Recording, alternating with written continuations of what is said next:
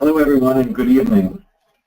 My name is Ron Frizzell and I am the moderator for today's webinar. It's my pleasure to welcome you to this lecture with Dr. Anthony Sclar today on the 24th of February 2016.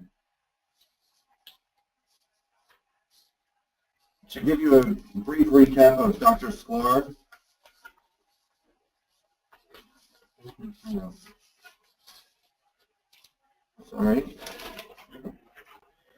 Dr. Anthony Sclar graduated from the University of Florida College of Dentistry and completed an anesthesiology residency at the Miami VA Hospital, completed an OMFS residency in the Department of General Surgery at the University of Miami, Jackson Memorial Hospital, and has done subsequent learning at the Central Medical Center in Pittsburgh, Pennsylvania. Dr. Sclar opened in 1989. He founded and opened the Empowered Implant Dentistry Learning Center, which hosts the highly regarded Master Series of Advanced Implant Dentistry Immersion courses. Dr. Sclar has published extensively, and he is a reviewer for IJOMI, IJPRD, and the Clinical Advances in Periodontics.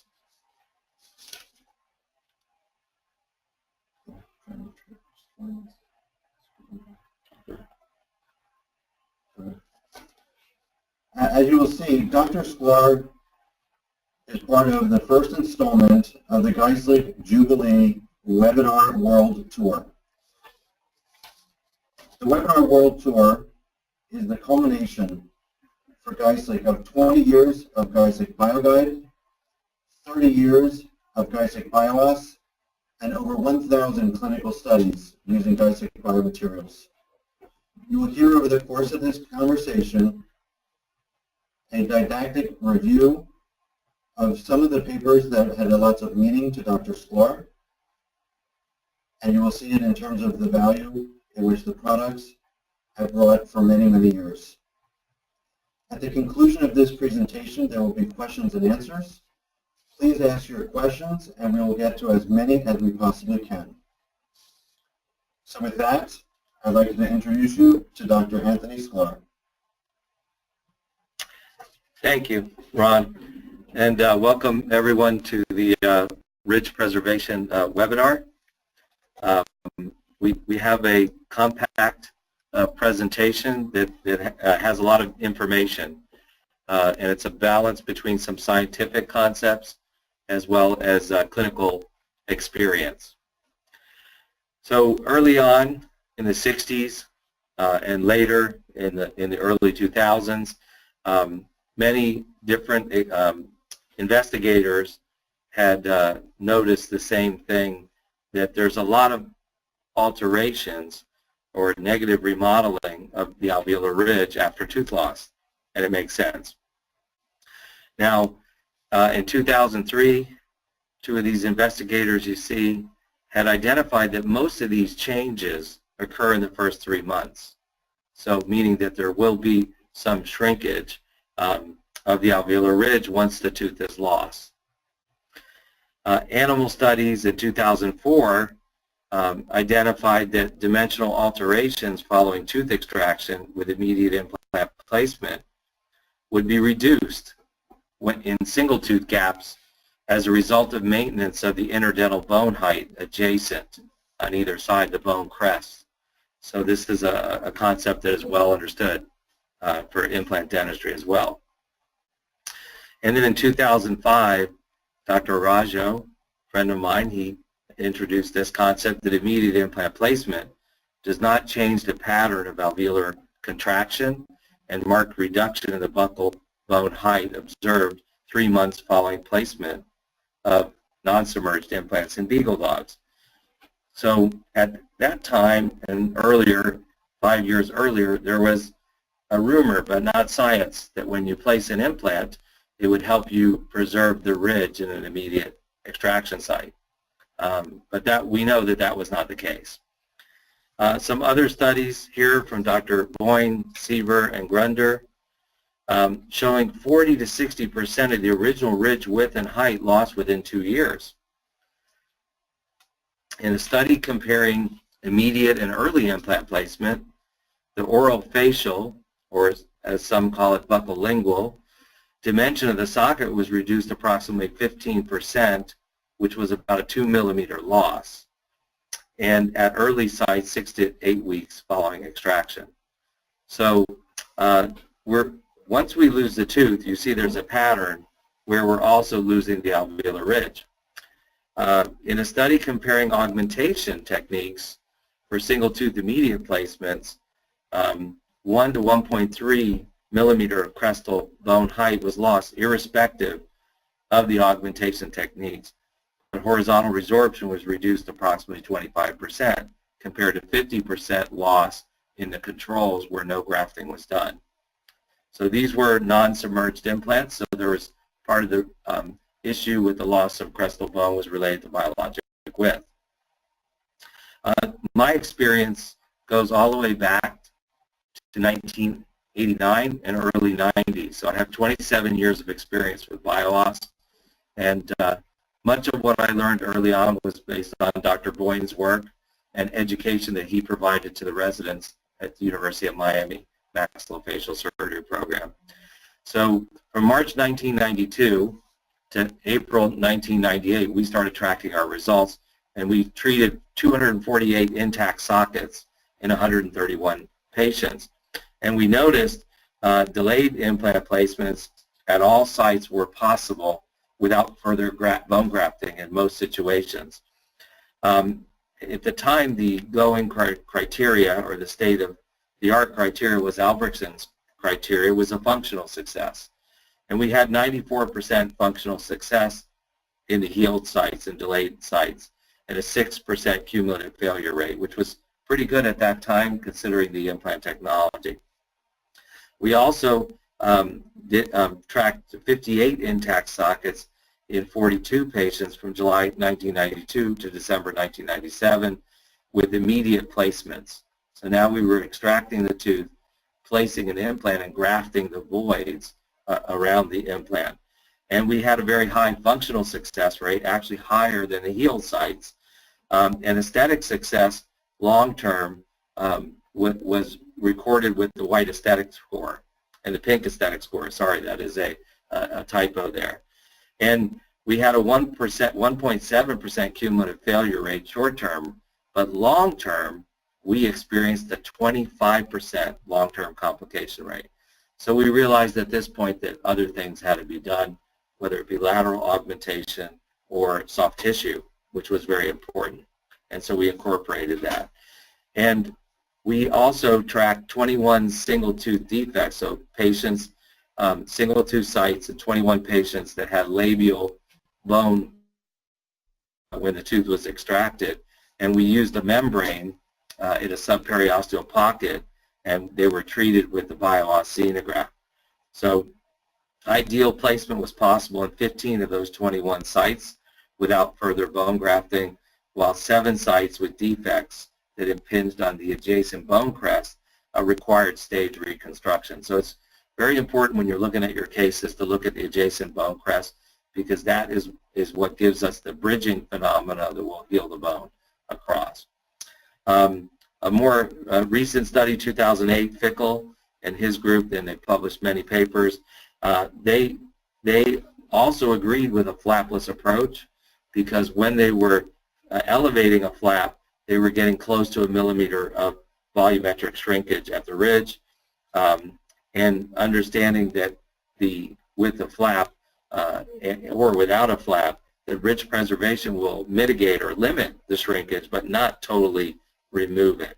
So in a summary, we can clarify some of these studies and put them together, that modeling of the alveolar ridge still takes place despite socket grafting, and that use of a slow substitution rate material greatly reduces the negative impact of post-extraction modeling, but does not eliminate it. But it greatly reduces it. Immediate implant placement does not influence the ridge modeling positively, and although peri-implant defects, meaning if you place an immediate implant and you have a gap between the implant and the facial wall, 2 to 3 millimeters, that will heal spontaneously, but always with external changes that lead to a really large reduction in the buccal lingual or orofacial width, and approximately 1 millimeter of loss of facial crest. And how we extract the teeth is important. So in addition to trying to remove the teeth and graft the sockets with a flapless approach, if we're traumatic in the way we remove the tooth, this will accelerate ridge modeling, resulting in greater negative dimensional ridges, changes in the alveolar ridge. And the flapless approach is something that helps us. Certain cases, we do a miniature flap just to get more access to make sure that we do not leave any of the tooth behind. So healing mechanisms inside the extraction socket at 4 months, to summarize, bone fill in a natural extraction socket that was not grafted will be complete in about 4 months. Dr. Lindy detailed this in his textbooks and different publications following tooth removal. But rarely will the bone fill to the neighboring teeth, and the reason for that is that there's contraction of the clot and lysis of the clot, usually after 3 to 4 days, so the cells cannot travel across the socket and build bone. And then further negative dimensional modeling occurs, resulting in up to 40, 60 to 60% over time. But there are also some other mechanisms outside the extraction socket.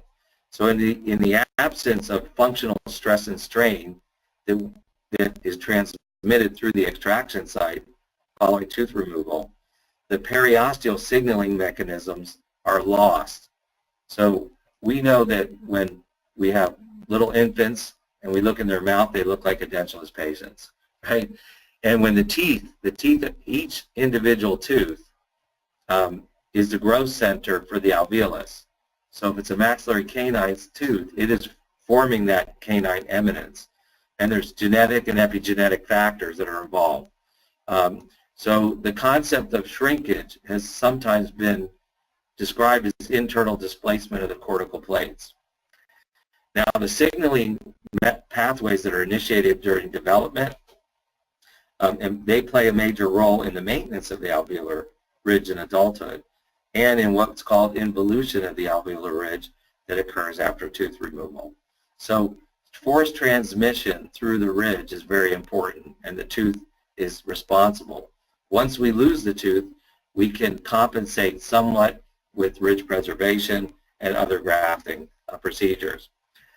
Now, in picking our materials for grafting, we kind of turn to Myron Spector's work and his principles of scaffolds and tissue engineering in the second edition, Quintessence 2008. We're looking for a graft material that has microtopography similar to bone, because this will accommodate the cells and their function. So actually the microtopography of bio-oss actually has an effect on the genetic expression of the cells in the area in a similar way that a microtextured implant would have that kind of same effect. The chemical composition, we want it to be ideal for cellular adhesion and affecting the phenotypic expression. Now, very important is the third item, the degradation rate. We want the degradation rate of our graft material, our biomaterial, to be similar to the rate of new desired tissue formation and slowly replaced by bone via resorption and substitution during remodeling, so that we're not losing a lot of volume. It's being replaced. And when we have a rapid substitution material, there's not enough time to maintain or regrow the volume. So the mechanical properties of the graft are also important. We need the graft to provide temporary support to applied loads, meaning graft stiffness influences the strain in ingrown and surrounding tissues and serves as a barrier. And many studies have shown that bio-oss actually forms a good barrier. So the advantages of the xenograft bio-oss is that it's a very hydrophilic material, and it's going to promote bone ingrowth, resulting in a load-bearing composite that was superior to the patient's own bone.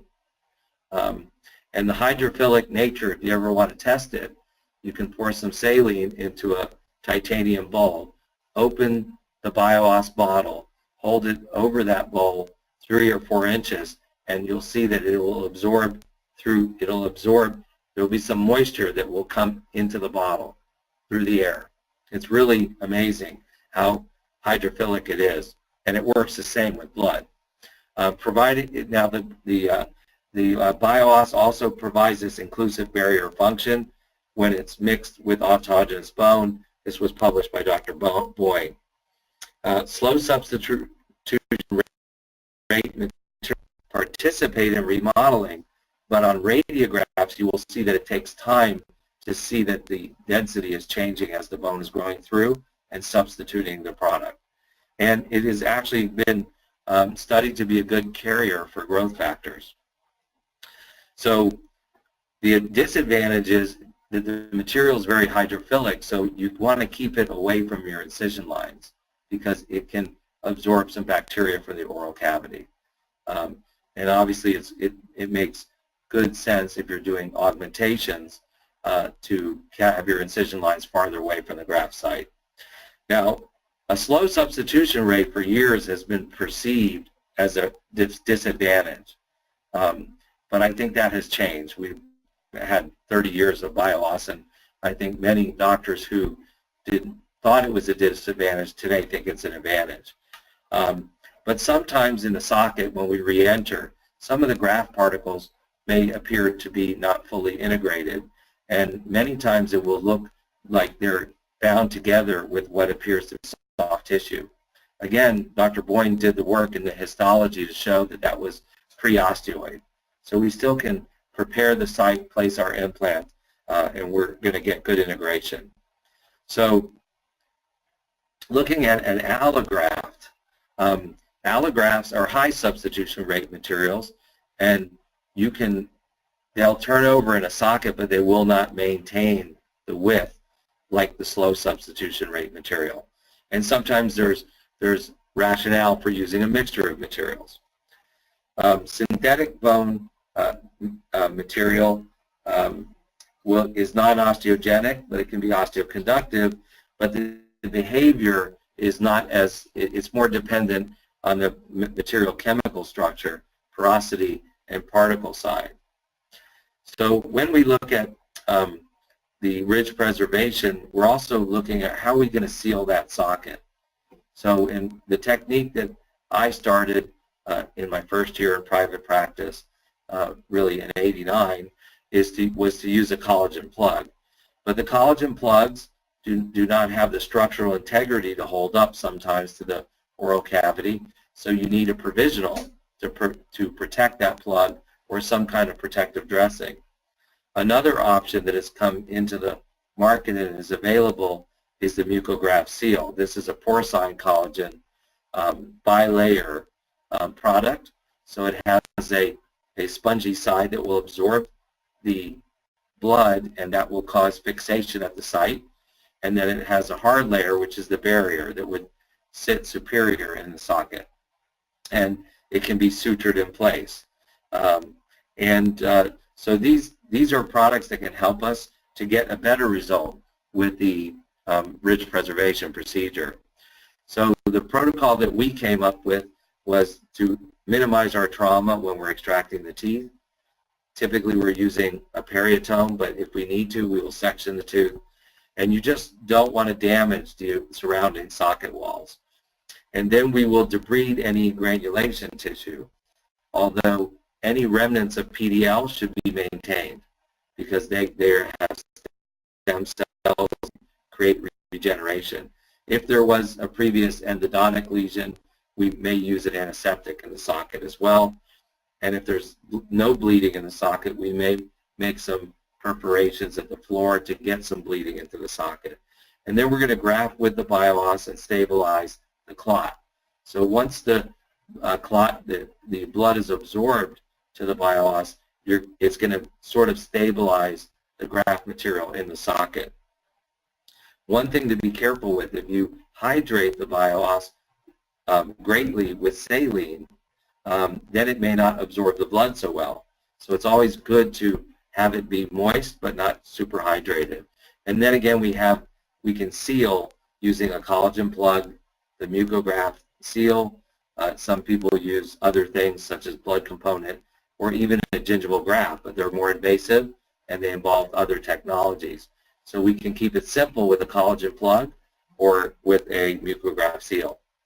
So what we like to do is very carefully incise the periodontal attachments using a periotome, and then we will remove the tooth as I was speaking and condense bio-oss in the socket. If the socket, you couldn't get it to bleed and there was a lot of history, maybe a trauma, repeat endodontic therapy, sometimes we may actually use autogenous bone with the bio-oss in the socket, or even have a rationale to use platelet-rich plasma. So the kind of pontic that we like to use is a flat pontic, not an ovate pontic. And here you can see in this diagram here that we want to have our provisional enter a couple millimeters below the gingival margin and seal off, and then this is our collagen product or our mucograft seal. And we want the patient to keep that in pretty much for 10 to 14 days. So if it's a removable, they can remove it, rinse it, and replace it.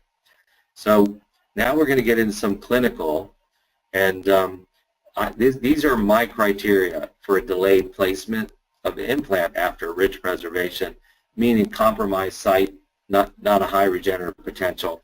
Patient doesn't have great expectations, they're not realistic. The root parameters or the buccal plate was not correct, or we suspect that we may have fractured or green stick the buccal plate when we removed the tooth, or there was soft tissue pathology. So then we do a delayed placement. So let's look at a case where we're going to replace a left maxillary central incisor with ridge and graft with ridge preservation. This patient comes in, she doesn't really have a super high IQ about her left central incisor, which is now resorbed through, but her mother does. And her mother wants her to get a good result. So we can see that it may be possible to place an immediate implant, but when the expectations are for perfection, is what the patient said, we're better to do it in 2 steps. So we very carefully removed the tooth, and we kept that portion of the tooth to help seal that socket, and we sectioned the tooth. And here you can see where we have the pontic in place, and we've done the ridge preservation here with a collagen plug. And then we come back at 12 weeks, and we do a minimally invasive approach, place our implant, and in this case, because they were looking for perfection, we did a soft tissue graft. And then we customized the healing abutment to support the tissue. And then this is 3 weeks after the restoration, actually on a stock abutment. So very nice result. This is 1 year. You can see on the left, she's guarding her smile. Now she smiles freely. And we can see when we look here that this is the bio-oss material that was in the socket. And now we can pick up some at the crest, but a lot of it has turned over in this particular case. And then this is a 5-year follow-up, and we can see maybe just a little bit of some of the material that's still in place, but that is a good thing, not a bad thing. So here's another case where we're going to do a delayed replacement. The patient has had root canal treatment. They've lost some of the adjacent bone crest, so you cannot expect to get a full, beautiful result. She also has very triangular teeth. So all this soft tissue swelling, when it resolves, will take away the bone crest. So that's what we're expecting. So this is a challenging case, and it's good to pick up and see these risk factors. So we did the ridge preservation using the BioCall technique, and then we can see at about 10 days, we have one little particle of bio-oss that maybe wants to work its way out. Typically, we remove that with a dry, sterile Q-tip. We'll pick it right up, but we have mostly keratinization as early as 10 days because the pontic was held in place and it was protecting. So sometimes we do a minimally invasive approach after we do the ridge preservation or in conjunction. And when we come back at a healed site, and we would place some soft tissue in this site as well, and then we can look at the restoration. We have a provisional restoration, and then the definitive wax up and try-in. And then here you can see a 1 year intraoral view. And again, in this case, we see a lot of turnover of the bio-oss. And then from the smile, patient was very happy with the appearance. But we couldn't get a full papilla because of the triangular teeth and all the bone loss. But she was happy with the result. This was a 5-year post-restored clinical study, and this was part of an implant study. She was one of the patients in that particular implant study as well. So now, what about adjacent teeth? Well, if you want to have implants in the aesthetic zone or anywhere else and have adjacent implants, you can do that if you have the arch length. So this is a patient that had trauma, and you can see intruded this tooth. The tooth became ankylosed, and the patient went through orthodontics, but they could not really get a good result. And when we removed the tooth, this is the original CDJ, and this, we have about a 7 millimeter vertical defect. But amazingly enough, we placed our bio-oss in both sites, and there was good vasculature, and that's important. And then these are the collagen plugs, and we also did a crown lengthening here, not related, but, and then we used a removable partial denture with clasps, and this was holding our tissue in place so we could keep the papilla. And then here you can see how it heals at 16 weeks. We went back in. So it's interesting that we're going to place these implants. If you look closely, this is the original socket wall, and this is about a 2 millimeter plus rim of bio-oss osteoid. No problem placing the implant. Actually, great integration. We took our impression, we did a provisional, and this is how the tissue looked. And we actually got the vertical bone augmentation from within the soft tissue socket on the right central incisor. So this is the pre-treatment and a 7-year post-op. So it's an excellent result. And there was no soft tissue grafting because the patient had very thick soft tissues. So now we're going to look at replacing the most challenging case is the canine and lateral incisors. So this patient had had many surgeries, and she now had a failing fixed partial denture from canine to canine with subosseous decay. So we removed the teeth, we kept the centrals to hold the provisional, we did a ridge preservation, and because of all the surgeries, we actually added some autogenous bone with the bio-oss here. And then we provisionalized her, and then you can see the scans. This is the before scan of the canine, this is after. And this is the before scan and after. And you can see, actually here, there was virtually no buccal plate. And if you outline the amount of volume that we were able to maintain because of the slow substitution rate, then you can see the power of this biomaterial. And same thing on the other side, you can see this outline. And this is part of a study that we did with ridge preservation, looking at how much shrinkage we had. And then this are the same thing in the lateral incisor sites. So we wind up placing, doing the ridge preservation, and you see when we get here a little pullback from the provisional, it's a combination of a little remodeling of bone, because we can't eliminate it 100%, and some soft tissue recession. So what we did was pouch dissections and connective tissue grafts. These appear to be from the tuberosity on these implants, the 4 implants. And then the restorative dentist got in here and started a provisional and started taking away some tissue from the pontics, which were the central incisors. And then this is what we were able to accomplish. This is the initial restoration of the definitive delivery, and then a 3-year post-loading. And so we actually improved her pretty much just with the ridge preservation and a minor soft tissue grafting. Very happy. And we could say that the implant sites look as good or better than the pontic sites, more natural. So now another case, delayed replacement of a central incisor. This is a patient that had multiple traumas, infections, endodontic procedures, and a recent labial wall fracture. So her history was she was 49 years old, and she had had trauma to the central incisors on multiple occasions, and at ages 29, she fractured number design, and we had a probe, so that told us that there was an issue with the labial plate. And so what we did is we did a labial plate repair when we did our extraction of ridge preservation.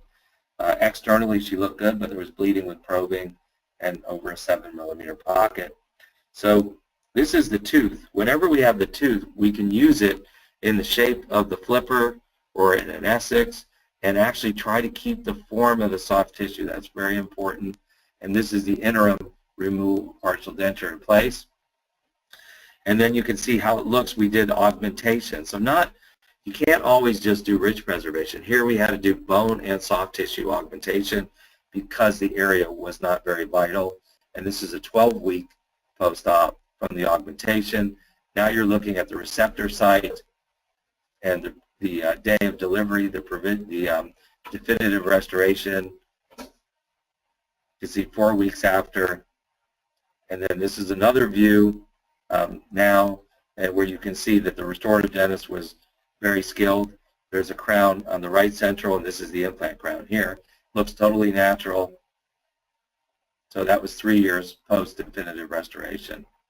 And you can see with a high smile line, this was important. But ridge preservation set the stage for us to maintain the soft tissue architecture. And then we flapped it and rebuilt the bone and added some soft tissue. So the first step is often ridge preservation, and the patient has a great experience. They bond with their doctor, they have more confidence, and they're willing to go forward with other procedures. So it's a really great tool in your practice. You can see he's very happy there. So what about when we have a labial bone defect? As I had shown early in '92, we had treated these, and our concept was to make a subperiosteal pocket about 2 millimeters around the periphery of the defect. These are some illustrations that I did for my book. And then we put a membrane in, so that membrane could be a bio-guide, or nowadays many times we use the mucograft because it's thicker. And what we do is we actually compact the bio-oss and graft, but we put digital pressure over the tissue so it's overbuilt, but not to a point where the soft tissues are going to lose their circulation. So when the defect is narrow, we call it favorable. Favorable because the adjacent bone crests are intact. When it's wide, we call it unfavorable. And because the bone crest, if you lose bone on the adjacent interdental bone crest, you're not going to get the regeneration. So this is something that was that I published in my book. Later on with Dr. Kahn, we published about the dynamics and how the morphology of these defects, how these defects actually heal and what we can expect from them, and whether we should even consider placing implants or not at the early time. So there's different membranes that we can use. One is a socket membrane. It's a type 1 collagen cross-link membrane. It's pretty popular in the market. It's called like an ice cream cone. Or we can use the bio-guide. It's a non-cross-link membrane. It takes a little bit more skill to slip it into the subperiosteal pocket, but it can be done. Or if we want to get a double effect, we want to have a barrier membrane to help repair the labial plate and keratinization and thickness, we use the mucograft. So this is showing this socket membrane and how that is used, and you can use this portion as a cap, but with the mucograft also we can trim it, we can suture it, and we can line the labial plate defect in a subperiosteal pocket and also use it as a cap over the socket and suture it. The mucograft is something that it's used in a lot of different applications. It's a pure porcine collagen matrix and it has a bilayer structure. And now the outer surface is a hard barrier, and the inner side, the spongy side, is cell occlusive. I mean, will absorb the blood, and it will form like a gel and a clot, and that stabilizes it. But it's still recommended to suture if you're able to. This has high biocompatibility and low antigenicity. So let's look at a case now, delayed replacement of the left central incisor, ridge preservation with simultaneous repair of the labial defect. Patient comes in, they don't want to smile, the tissue is discolored, they have pockets, they have exudate, there's a dehiscence of the anterior wall. We can feel that by moving the tooth, putting our finger over the tissue, and we can feel that fremitus. So what we did is we created that pocket, and this is the BioGuide membrane, and here is the bio-oss that we grafted in the socket, and then we use the BioGuide to cap it and the collagen plug over it. So, and now you see the patient, the ridge has maintained the width. We didn't get very little shrinkage, but the tissues, because they were so inflamed, they have shrunk and there's not enough tissue thickness. So when we placed our implant, you can see the gray shadow showing us that we need thicker tissue. So we did a pouch dissection, placed a subepithelial connective tissue graft on the palate, and you can see how that heals in the keratinization that we get. And then this is the 12-month post-placement, 6-month post-restored. So it's still remodeling for 3 years. This is a 3-year, and now the patient smiles, and he likes the way his teeth look. So we didn't necessarily love it, but that's what he wanted. And this is the 40-month post-placement x-ray. So you can see a nice result. And then this is the 5-year x-ray. So stability is something that we get with these products, and we repair the labial bone defect at the same time. And this is another patient who we had trauma, had orthodontics and extrusion, and then had he also had a calcium hydroxide endodontic therapy. And so this is showing using a cross-linked membrane. It also was a favorable labial defect. This is our bio-oss material. It was capped off. This is a collagen plug. And then you can see that we have a provisional to protect it. If you don't have a provisional or something to protect it, you're not going to get the same result. The protocol calls for a surgical and restorative protocol. So when we look at the scans, and this is part of a study that we are conducting, we can see that we were able to repair this labial plate defect. But it's better to see it when we reopen, because one of the issues was that there's an alveolar housing discrepancy, and we want our implant to have this trajectory so it comes out the cingulum of the tooth. And so when we opened, we can see here, this was the original defect that's been repaired, and if you look closely, you'll see some bio-oss particles still turning over. And what's great, if you look at it from the occlusal view, you can see that we were able to rebuild that bone wall by using the membrane and by using the bio-oss alone. So it's very interesting, but key to that is that we have intact adjacent interdental bone crust. So then we did this is a BioGuide membrane here, and we did a tuberosity graft, connective tissue graft, close that, and then this is what we're able to provide to the restorative dentist to do the provisional restoration. Now we have a bulk of tissue. And then the delivery of the final restoration. And if you follow through here, look at the changes that we'll see in the bio-oss material as we went through the phase of loading. And you see that it's very stable, and it's turning over, and we're getting more vital bone growing through that composite. This is an 18-month post-delivery, and I would say it's a very nice result. So when do we do immediate? Immediate implant placement is something that a lot of doctors are interested in, and I think you just have to really be aware of what the criteria are. You need a healthy site, not one that's been compromised. You need realistic expectations from the patient, and you want to have ideal hard and soft tissues or the ability to provide that in your grafting procedure. Favorable root parameters, we want to be able to stabilize our implant inside the alveolar housing, and the emergence point should be about 2 millimeters oral to the adjacent teeth where they emerge. And a thicker facial wall, and that the patient doesn't have a lot of risk factors. So we always ask ourselves the question, will the benefits of doing it in one step outweigh the risks? And nowadays with immediate implants placement and knowing the criteria, it is very predictable. But mostly you need to be an experienced surgeon. So we look at the extraction sockets. We're always looking for a 2 to 3 millimeter gap. So sometimes that requires for us to use a smaller diameter implant, especially in the maxillary anterior. And that's fine because the biomechanical risk in the case can be low.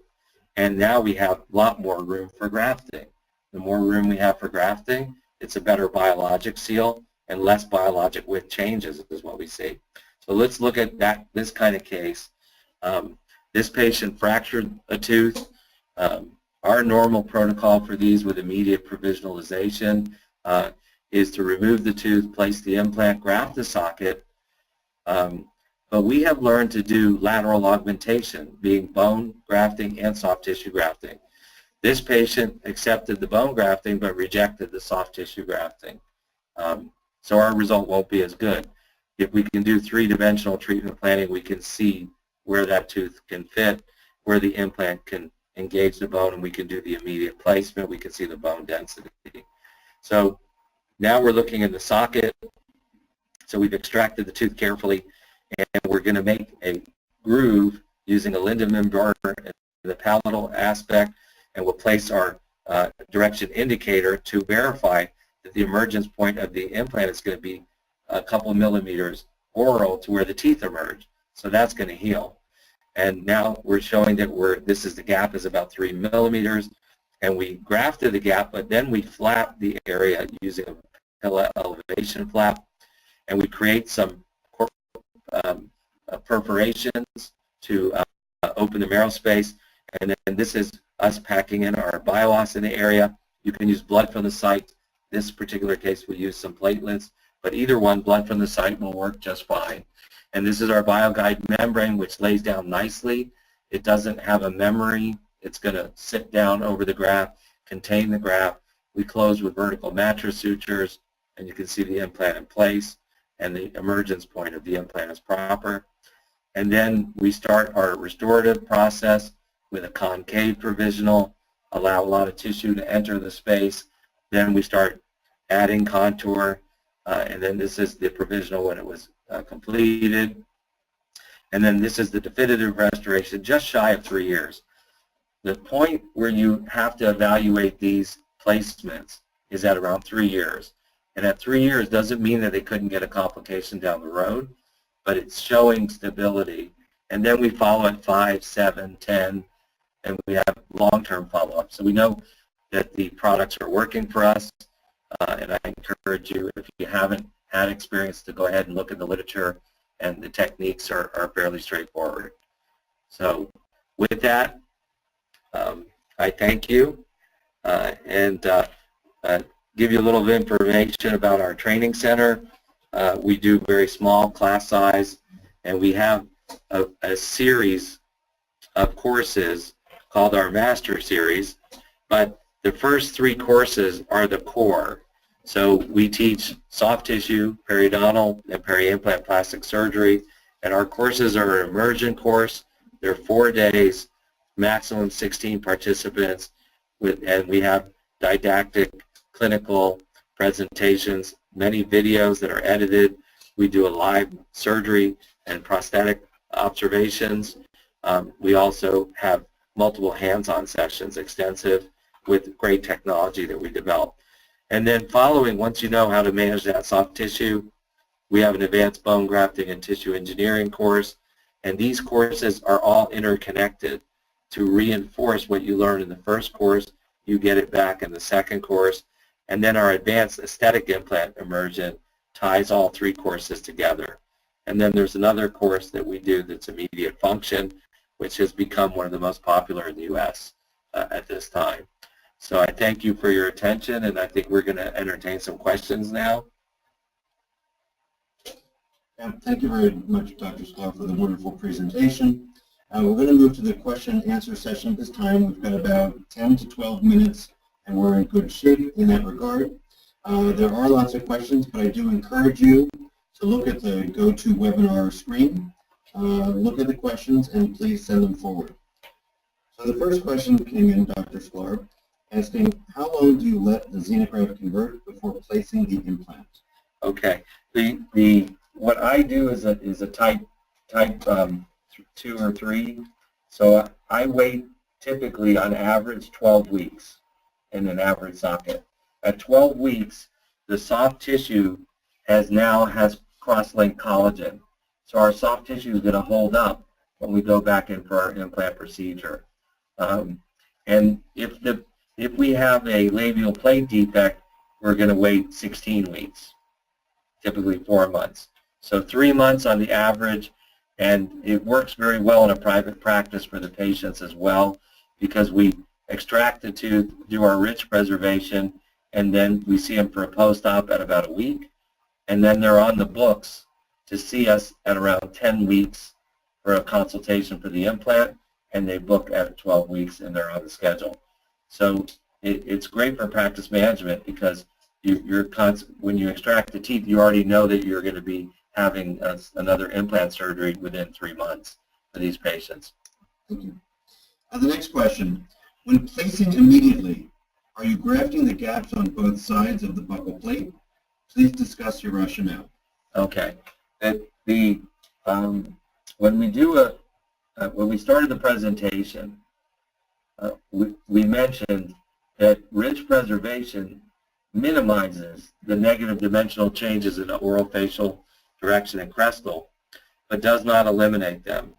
So based on our experience, as we like to do the lateral augmentation when we do an immediate implant placement, as well as grafting the socket, and we prefer if we can identify that their tissues are 2 millimeters or thinner, that we're going to do the soft tissue as well. And typically we do that as a secondary procedure. There are certain patients that have very wide ridges, buccolingual or orofacial. Those patients often don't need as much grafting. So those are in healed sites.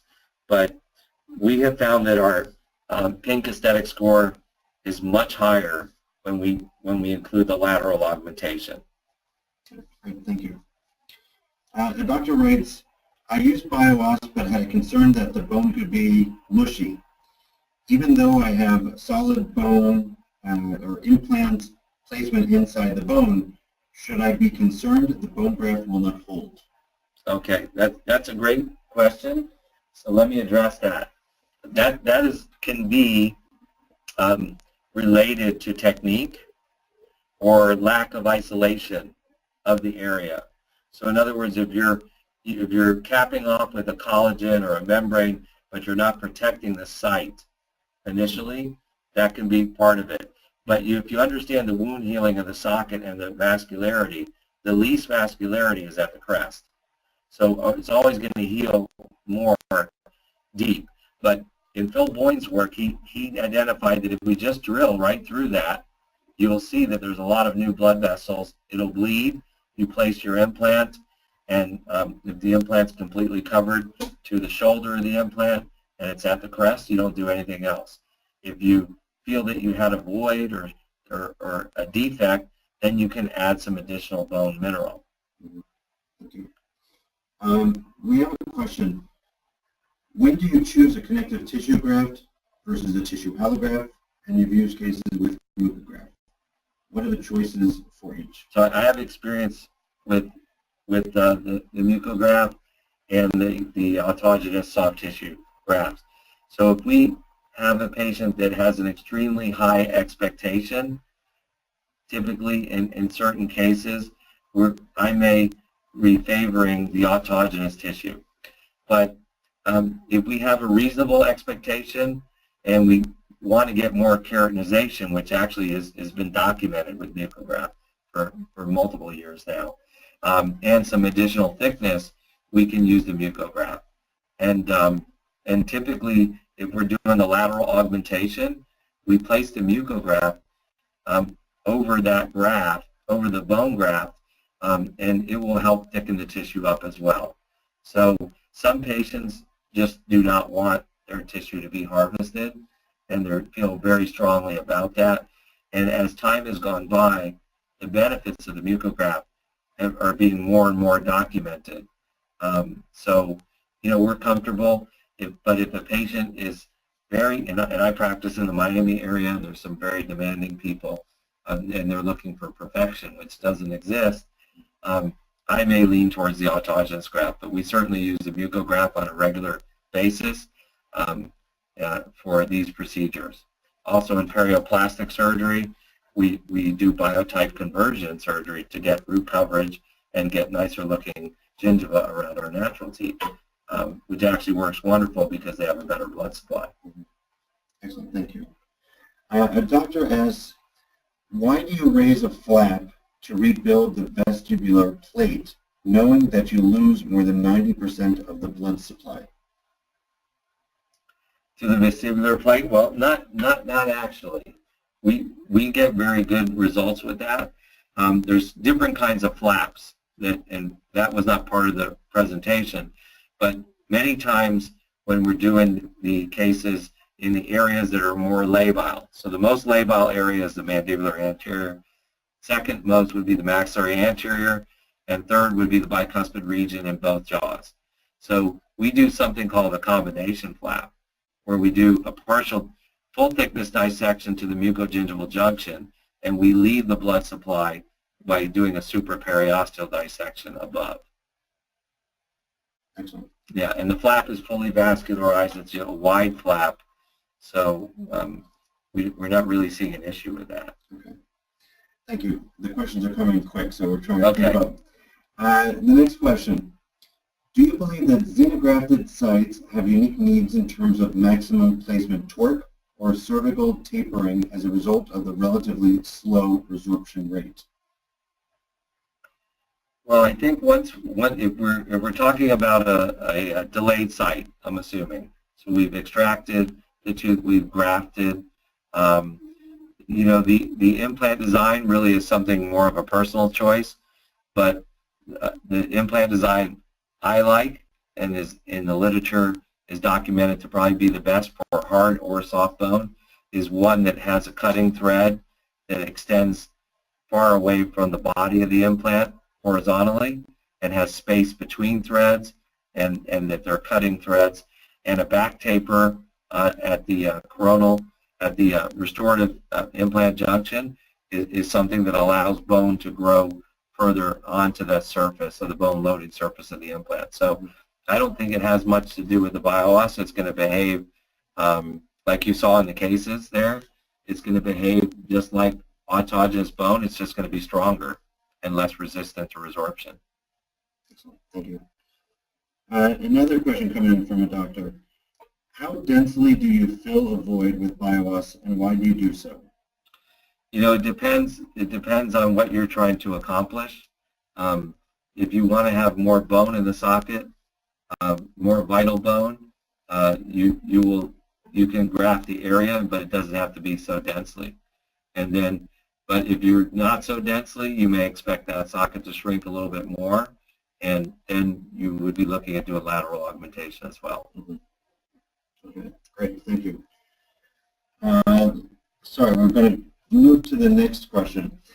Have you had success using titanium membranes over, what is that, titanium membranes over bio-oss when no protection appliance can be used? Titanium membrane, I guess is what they're asking. Yeah, covering, like the open approach, like a cytoplast membrane or something like this, I typically don't do that. If we close over that membrane, if we leave it open, it can get keratinization. But I will tell you, with the collagen plug or the mucograft, we're getting good keratinization. Some patients who refuse collagen products, we actually use blood components. So that's not a technique that I use for ridge preservation. Okay, thank you. Next question. How much time do you wait if you have a contamination in the tooth socket? Well, if we're talking about an endodontically treated tooth and there was periapical pathology, we're debriding and degranulating all of that. And we're also using chlorhexidine in the socket. And the patients had an IV antibiotic, and typically in our practice, and we graft immediately. In an acute infection, no. Acute infection, you must get it under control, and then you can go back and treat the patient. I have to apologize to one of the questions. They were asking whether or not you've experienced with cytoplast instead of bioguide. Right. I don't have experience. Yeah. Thank you. We had one more question with regards to, and this is helping somebody with a research project that is looking at bio-oss versus bioactive glass. And the question is how bio-oss performs at the 4-month point, and do you have any experience with bioglass? Well, I haven't seen a comparative study, but for bioglass. I have seen there's a study in 2000, 16 years ago, that was involved intravital labeling, and it was Phil Boyne's study, and he compared allograft. So he was resecting in a monkey study. He was resecting a portion of the ridge and then grafting with 3 different substances. One was a polymer, HTR polymer, one was allograft, and one was bio-oss. And there was the use of BMP2 with this. And then they did intravital labeling. They were able to see which products were turning over. And I think much to a lot of doctors' surprise, they see a lot of osteoclastic activity with the bio-oss and actually maintain the best volume. But I can't really speak on the bioglass. I know it's been used for sinus lifts. But I'm not familiar with literature in sockets. I guess I'll conclude with one last question. A doctor asks, do you use bio-oss or bio-oss collagen, or do you have experience with bio-oss collagen? I mainly use bio-oss. I have experience with bio-oss collagen, but I use more, is what I use is the bio-oss. And I've always used the 0.25 to 1 millimeter cancellous. And I think that is the only product now being offered. But in many years ago, other products were offered, cortical and larger particle sizes. So. Okay. Well, thank you very much, Dr. Sclar, for the questions and answers. Just to move forward, excuse me. Sorry, one slide back. And once again, thank you very much for participating in the webinar. If you would like to contact us for any reason, please go to www.geistlich-na.com. Somebody will be able to help you. And if you're looking for Geistlich around the world, just go to geistlich.com. Again, this webinar was part of the Geistlich Jubilee, celebrating 20 years of BioGuide, 30 years of bio-oss, and 1,000 clinical studies. Please come and visit us at www.geistlich-jubilee.com, as you can see on the screen, and please submit some of the things that you published, your best clinical cases, or an inspiring statement. We'd love to see your submissions, and there's great prizes to win. Please don't miss the chance. So again, thank you so much for joining us on the webinar. The next opportunity takes place on the 28th of April in 2016 at 7 p.m. That's actually Central European Time. In that webinar, Professor István Ervin from Budapest, Hungary, will address the topic of a special bone augmentation technique called the sausage technique. It's a very successful way to gain vertical and horizontal width in a major augmentation. So once again, thank you so much. This was the Geistlich Jubilee Webinar World Tour. My name is Ron Frizzell, and I wish you a great evening. Thanks so much, and have a great evening.